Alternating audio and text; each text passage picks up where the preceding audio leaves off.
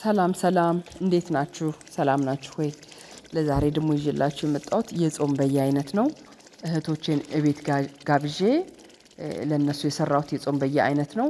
እያንዳንዱን ምግብ አሰራሩን በደንብ አልቀረጽኩትም ያው ስራ ላይ ስለነበርኩ ማለት ነው። ቢዚ ስለነበርኩኝ እና ይሄ ምስር ነው። በጣም ቆንጆ ምስር ነው።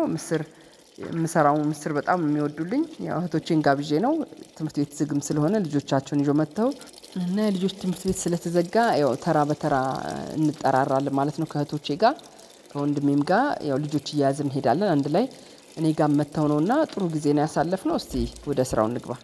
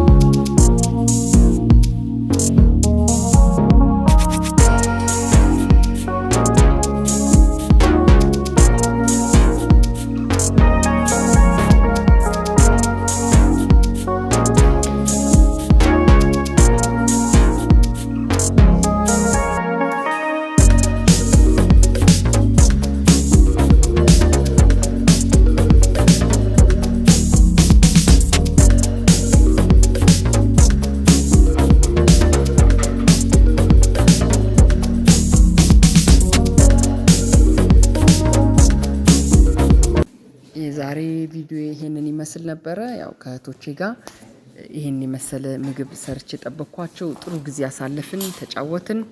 የዛሬ ቪዲዮዬን በዚህ ጨርሻለሁኝ።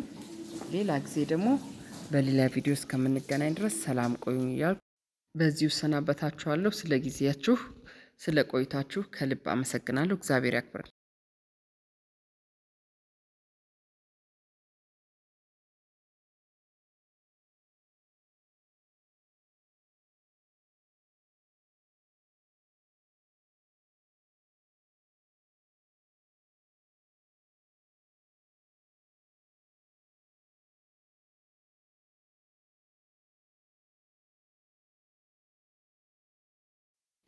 የዛሬ ቪዲዮ ይሄንን ይመስል ነበረ።